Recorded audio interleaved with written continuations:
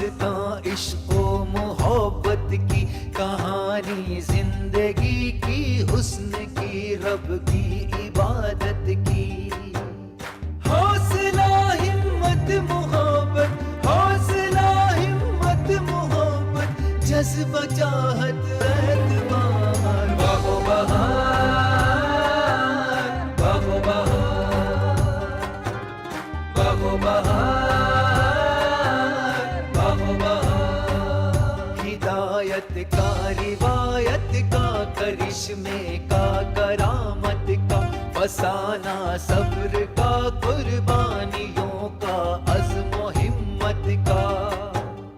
एक नई सुबहों का करना, एक नई सुबहों का करना, है सभी को इंतजार। बागो बहार, बागो बहार, बागो बहार, बागो बहार, बागो बहार, बागो बहार।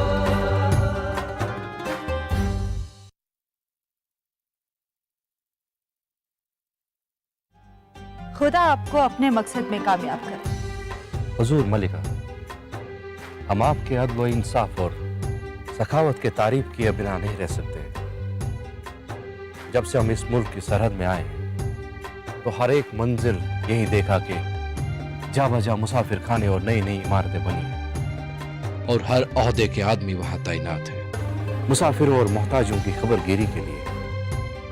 हैरत तो यह है कि हजारों आपके मुल्क में आते जाते होंगे। इतनी सारी दौलत और उसका ये सर कहां से आई और कैसी है? गंजे कारून भी होता तो भी वफा न होगा। ये सब तमाशा खुदा के। बहुत साल पहले मैं एक खुदसर सुल्तान के गजब के एक बायस जंगल में पहुंची। वहां भूख के मारे फूल सा बदन सूखकर कांटा हो गया कि अचानक एक फकीर का गुजर वहां से हुआ। उसके कशकोल में भीख के कुछ टुकड़े मौजूद थे जो उसने मेरे सामने रख दिए। पारे टुक होश आया। उस फकीर ने मुझ बेबस को बहुत हौसला दिया। कुछ दिनों बाद मैं अपने मैले कुचैले बालों को खुजलाने लगी तो एक मोती का दाना आबदार चट्टे में से निकल पड़ा। फकीर से कहा कि इसे बेचकर एक मकान मुआफिक गुजरान की तामीर हो। लेकिन जब जमीन खोदने लगी तो एक घर जवाहिर और अशरफियों से मामूर नजर आया। और बस फिर तकदीर बदल गई, मेरी भी और इस शहर की भी। और वो बादशाह? वो बादशाह कोई और नहीं बल्कि मेरे किबलागाह थे। सुभान अल्लाह। दौलते खुदादाद का हरगिज़ ज़वाल नहीं होता, बस आदमी की नीयत दुरुस्त होनी चाहिए। अब अगर कसद शहरे नीम रोज का किया हो तो रवाना हो जाए। खुदा आपके साथ।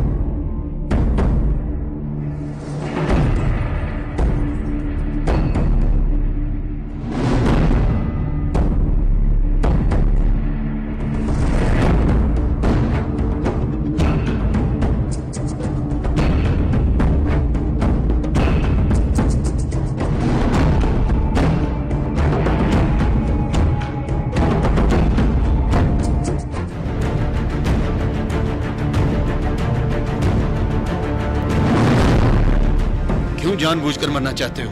अगर मरने का इतना ही शौक चढ़ा है तो और भी बेहतरीन तरीके हैं। इसका पीछा करना मेरे लिए जरूरी है। छोड़ दो मुझे, जाने दो।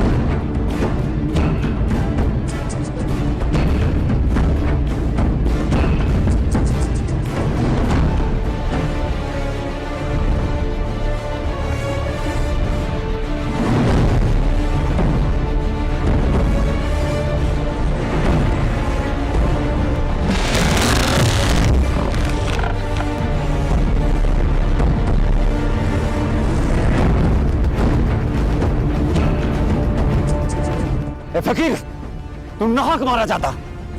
शायद तेरी हयात अभी बाकी है। जा, अब लौट जा।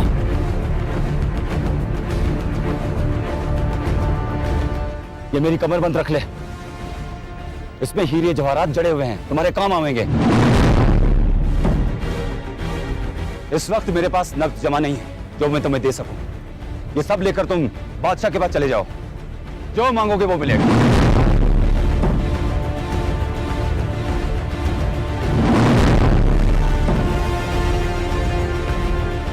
हर जवादाबाद अब रह जाना मेरे हक में नहीं। ऐसा मौका फिर न मिलेगा।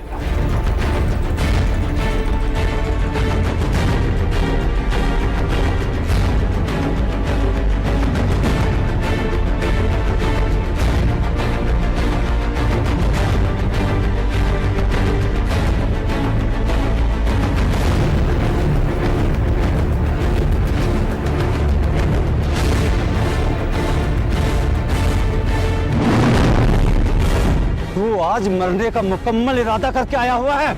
ऐ रुस्तमे वक्त, कसम है तुझे पैदा करने वाले की, एक से मारकर दो टुकड़े हो जाऊं, एक भी तस्मा बाकी ना रहो, ताकि इस हैरानी और तबाही से छूट जाऊं। ए शैतान सूरत,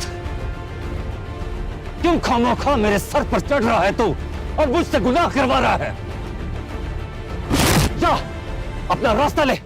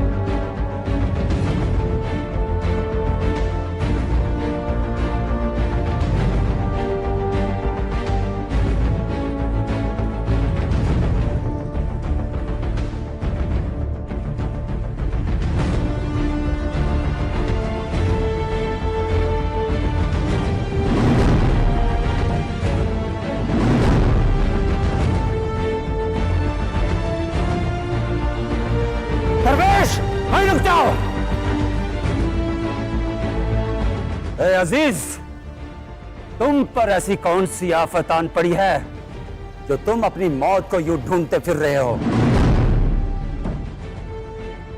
ऐ नेक सिफात, मैं आपकी मदद से अपनी मुराद को पहुंचना चाहता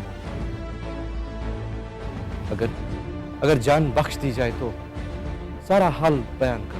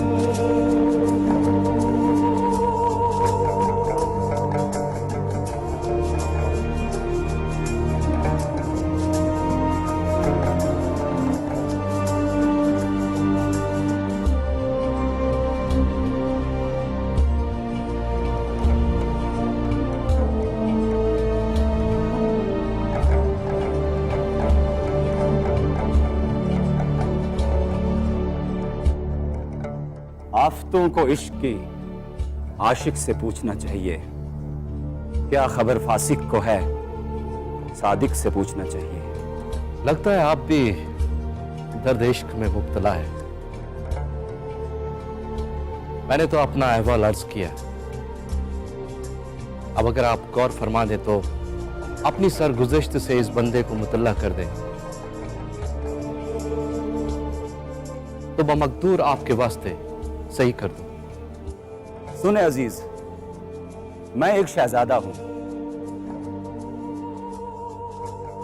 बादशाह यानी कि मेरे क़िबलेगाह ने मेरे पैदा होने के बाद पंडित, नजूमी और रमाल सबको जमा किया। शहजादे की सितारों को देखो और जांचो, और क्या होने वाला है। हकीकत पल पल, घड़ी घड़ी और पहर पहर, दिन दिन, महीने महीने और बरसों बरसों की मुफस्सल हजूर में अर्ज करो।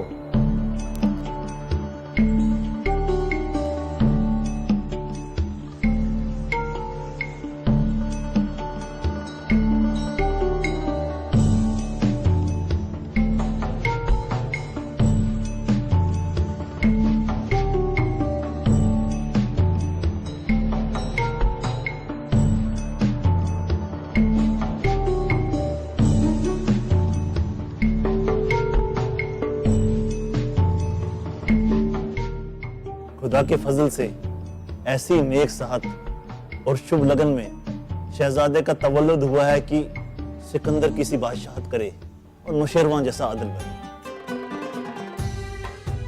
जितने भी इल्मो हुनर हैं सब में कामिल रहेंगे। जिस काम में भी उनका दिल माइल हो बखूबी अंजाम दे। सखावत और शुजात में ऐसा नाम पैदा करें कि हातिम और रुस्तम को लोग भूल जाएं।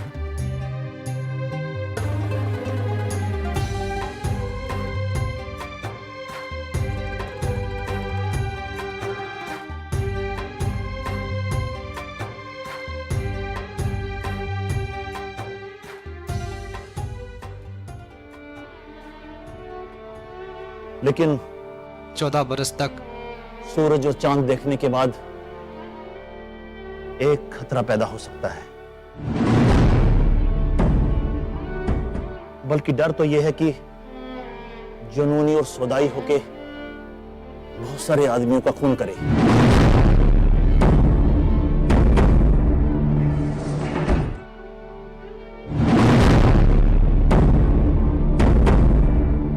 बस्ती में जी घबरावे तो जंगल में निकल जावे और चरिंद और परिंद के साथ दिल बहलावे।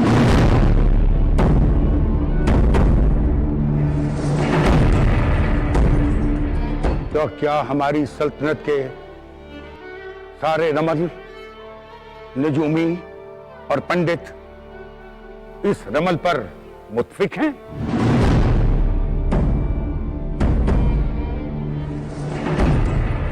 आलीजां, सब इल्म इसी सच्चाई की तरफ इशारा कर रहे हैं। तो फिर एक ऐसा आलीशान मकान तामीर हो जिसमें धूप और चांदनी तो आवे, पर आफताब और महताब देखने की सबील न हो।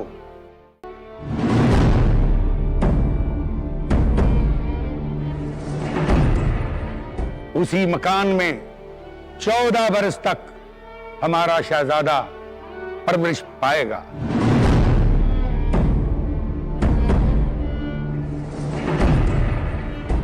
शहजादे की तालीम और तरबियत के लिए आजमूदा और दाना उस्ताद मुकर्रर किए जाएं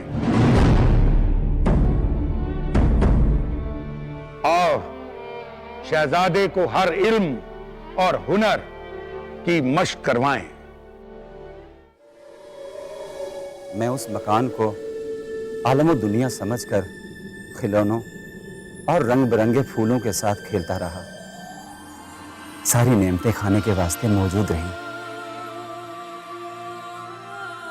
10 बरस की उम्र तक जितनी भी काबिलियतें थी सब हासिल की। और फिर एक रोज गुंबद के नीचे रोशनदान से एक फूल अचंभे का नजर आया।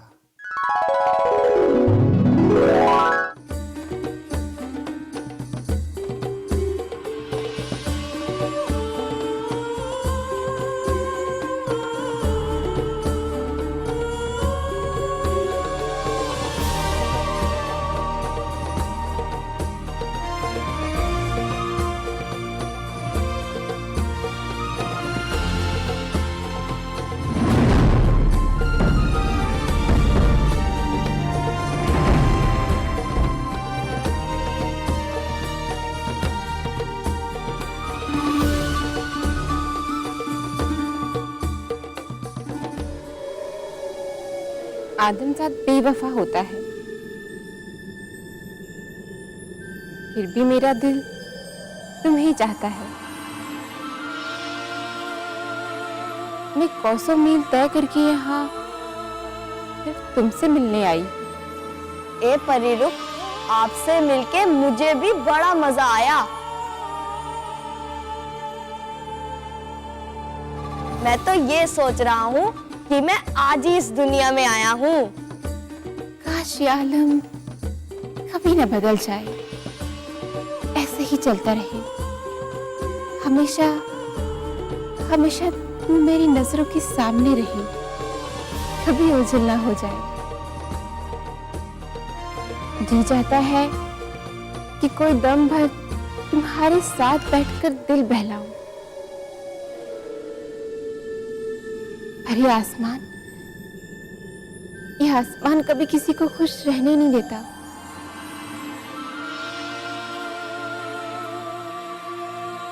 मैं जा रही हूँ, तुम्हारा अल्लाह निगहबान। फिर कब आओगी? जल्दी आओगी तो मुझे जीता पाओगी, नहीं तो उम्र भर पछताओगी। अगर तुम नहीं आ सकती तो मुझे अपना ठिकाना और नामो निशान बता दो, मैं उस पते पर ढूंढते ढूंढते तुम्हारे तक पहुंच जाऊंगा। तुम्हारी उम्र दराज हो गई। अगर जिंदगी है तो मुलाकात भी होगी। मैं जिन्नों की बादशाह की बेटी हूँ और मैं कोहे काफ में रहती हूँ।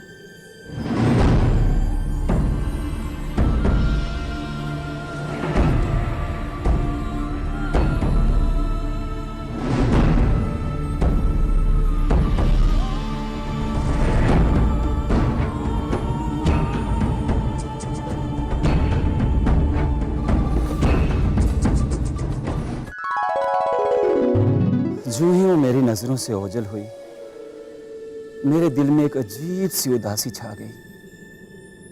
अक्ल होश रुखसत हो गए। आंखों के तले की दुनिया अंधेरी हो गई थी। हैरान व परेशान रहना, जार जार रोना, सर पे खाक उड़ाना, कपड़े फाड़ना रोज का काम हो गया।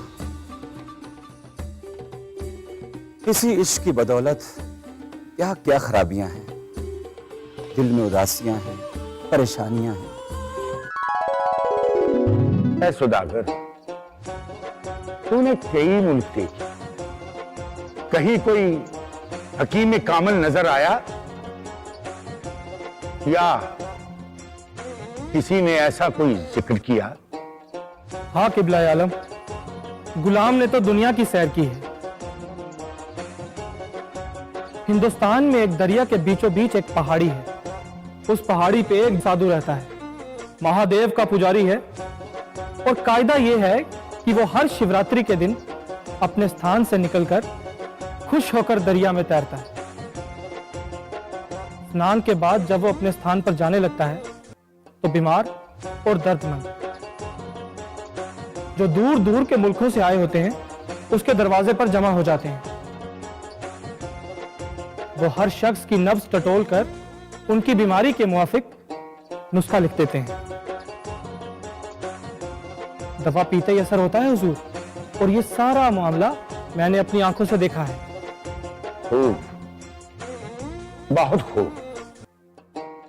आपकी सलाह तो बेशकीमत है। शायद उनका इलाज ही रास आवे और मेरे फर्जंद के दिल से वहशत निकल जाए। हमारे जाने का बंदोबस्त किया जाए। जी आलीजान।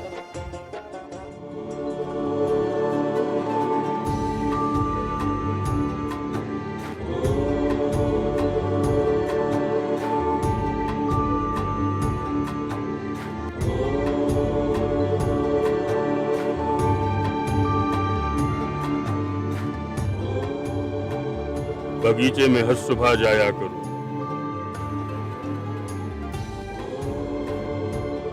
जिस फल पे मन आवे खाया करो। ये लो दवाई।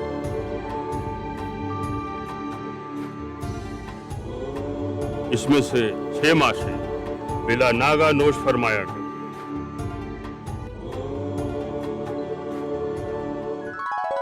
उस दवाई ने हजरत इश्क पर कोई असर न किया। बस उस परी की सूरत मेरी नजरों के सामने फिरती रही। फिर एक दिन ताक में पड़ी एक किताब नजर आई। उसे उतार कर देखा तो सारे इल्म दीन और दुनिया उसमें जमा थे। मैंने उन सब का मुताला किया। 1 साल गुजर गया और फिर वो खुशी का दिन आया।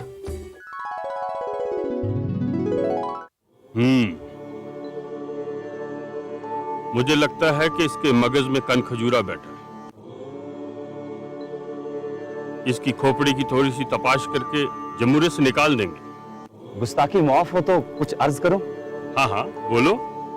अगर दस्ते पनाह को गर्म करके इस कन खजूरे की पीठ पे रख दिया जाए तो खूब है कि वो आप बाहर आ जाएगा।